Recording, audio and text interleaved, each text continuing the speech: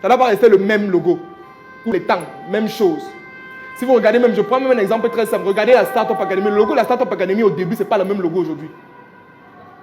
On l'améliore, on le change, on crée quelque chose de nouveau. Là, je suis encore principalement dans le branding des marques. Après, on va entrer dans le branding des personnes. On est ensemble. Vous allez voir les gens qui commencent à se demander, mais on est en train d'aller où là? C'est d'abord les marques. On finit les marques et les produits et les logos et tout le reste. Après, on entre maintenant dans les personnes. Donc ça, c'est Sci-Fi. À côté, je crois qu'il y a encore un autre. Il y a Apple aussi, je crois. Oui, Apple. Mais celui qui avait fait le logo, c'est lui-même vraiment. C'était quoi exactement? C'était l'arbre, le vin, ou c'était quoi? Mon frère. 1976. Et après, on change, on s'améliore. Et au fil du temps, vous remarquez qu'on s'améliore en fait en fonction de l'époque, de la tech, de comment est-ce que ça devient. Qu'est-ce que les gens aiment? On est dans une époque où c'est quoi en fait? Est-ce qu'on aime encore les choses trop compliquées? Je vais vous dire quelque chose de simple. Écoutez attentivement. En matière de logo, en matière de slogan, en matière de tout ce que de valeur et tout, c'est la simplicité qui paye. C'est la simplicité. Non, mets le cheval et l'araignée sur mon logo. Vraiment, je vais illustrer. Non, il faut arrêter ça.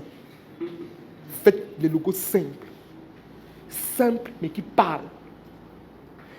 Je ne vais pas vous dire ça ici, mais allez un peu regarder la signification du logo d'Apple, la pomme.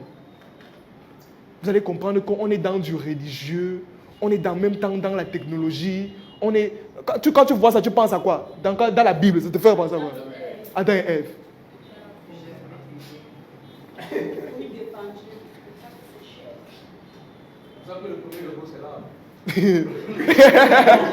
Le gars a deviné.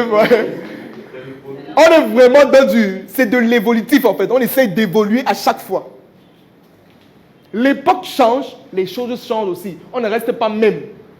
Ce que les gens aimaient avant, c'est pas ce que les gens aiment aujourd'hui. Hein? C'est pareil avec Red Bull. Red Bull, en fait, c'est une boisson gazeuse qui était en Chine. Je crois que c'était en Thaïlande, quelque chose comme ça. Et quand Red Bull, un homme d'affaires, je crois que c'est un homme d'affaires de l'Occident, quitte et part de l'autre côté pour prendre une boisson et revenir dans son pays. C'était l'Autruche. Voilà, il part dans un autre pays avec. En fait, il se rend compte en fait, que ça ne peut pas marcher parce que les gens ne sont pas pareils de l'autre côté. Donc, du coup, on est obligé de changer complètement la manière de communiquer du Red Bull. On se rend compte que dans le pays, en fait, ce qui se passe, c'est que la population est extrêmement jeune. Et les jeunes veulent s'amuser. Les jeunes veulent jouer. Les jeunes sont en boîte de nuit. Qu'est-ce qu'on dit?